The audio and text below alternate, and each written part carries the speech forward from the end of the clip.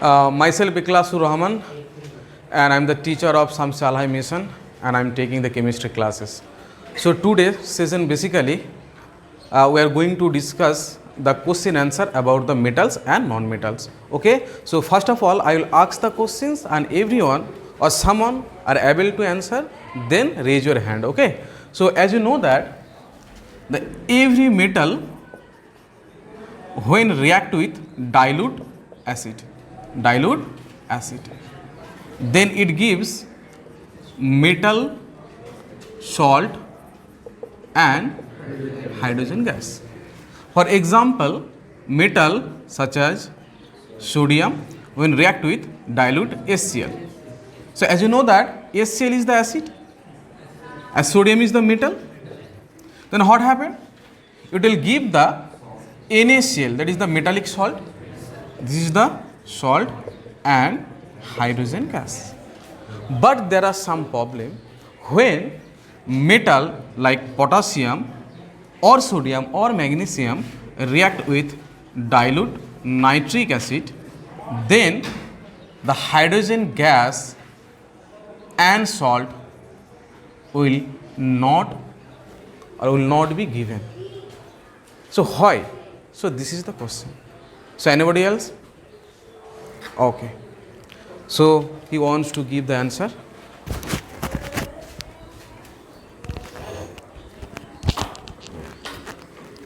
As you know that the hydrogen gas is evolved when metals react with acid, and you know also that the HNO3 is highly oxidizing agent. When it reacts, it oxidizes the hydrogen gas and it reduces itself into any nitrogen oxides.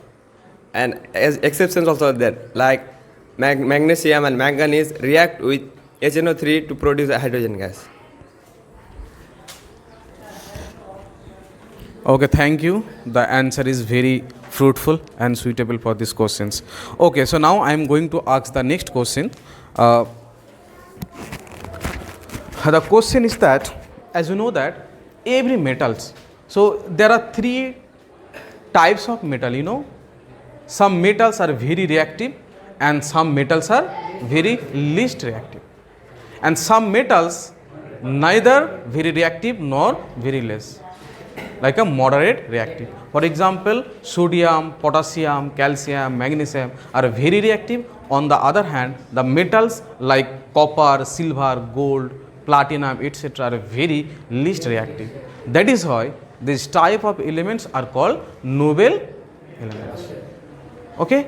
So now tell me one thing, my dear student, the reactions of every metal towards water are same? The rate of reaction is same or not? No. The rate of reaction are totally different. For example, the metals like sodium or potassium, when react with water, it will form NaOH and which gas? Hydrogen gas. And you know that the NaOH is a basic in nature as well as alkaline. Okay, but in case of zinc, this zinc metal will not react with water to give the base or hydrogen gas. That means there is no reaction. Why? But some metals can react with only steam. For example, sodium, no, the zinc and aluminum, iron, etc. Okay, and magnesium also. So magnesium react only with hot water but not cold water. But the very reactive metals, for example sodium, potassium, lithium, calcium are so due to very high reactivity, they can react with all type of water. For example cold water, okay, hot water and steam. Okay, so now the most important questions in this chapter is that the metallic ore. So can we explain actually what is the ore or what is the alloy? So first of all, what is the alloy?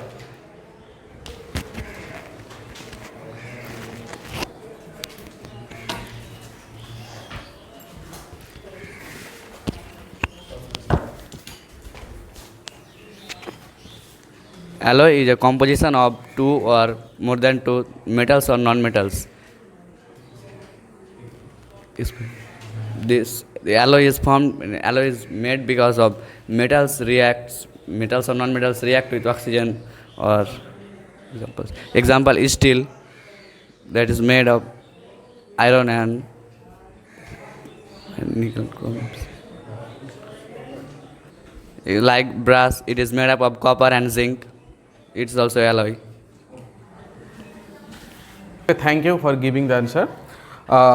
Now we are going to next topic of this chapter, that is the extraction of the metal. So so when we get the metal, then metal is very impure. That's why we need to extract or need to purify the metal. And there are several types of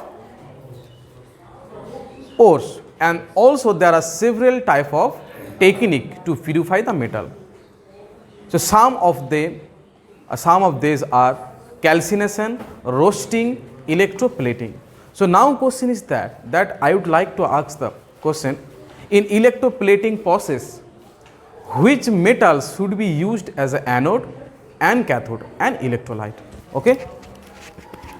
So give short introduction about the electroplating process.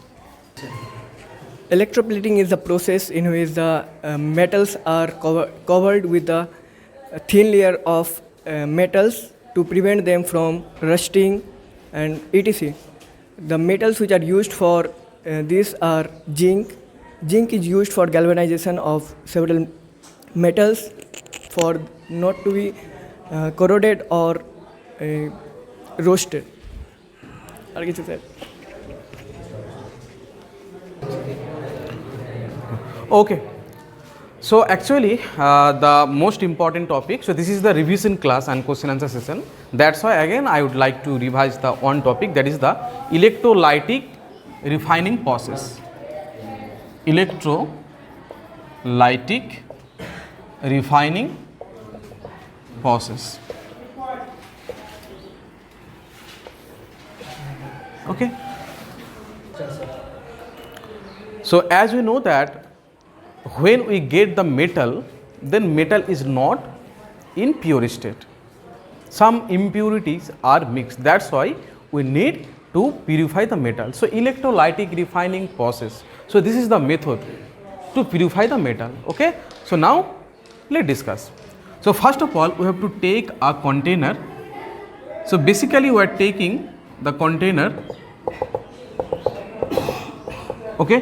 So in which first of all we have to take the electrolytic solution, electrolyte or electrolytic solution. But now question is that actually what is the electrolyte?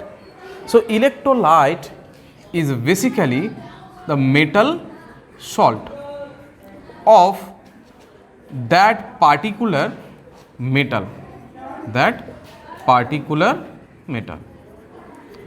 For example, I want to purify the zinc metal. Which metal? Zinc metal. Okay. So now tell me one thing. What is the example of the salt of the zinc metal?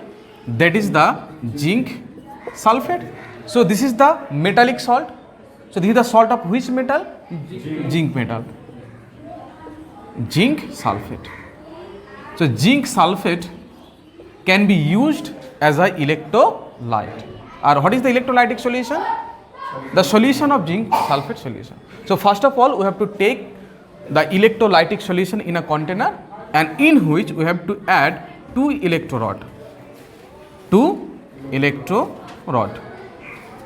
One is cathode, one is, and another one is anode. Okay. So now which metal we should purify? There is a zinc metal. That means zinc is not in pure state. That is the impure metal.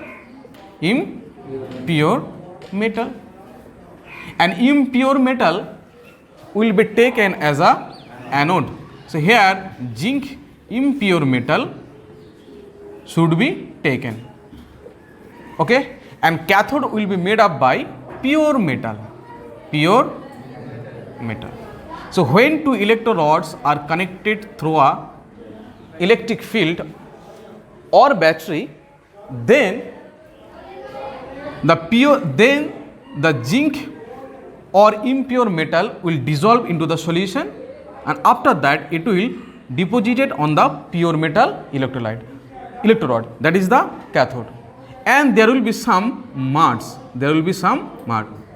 or impurity. This is the insoluble impurity, and this mud or these impurities are called anode mud.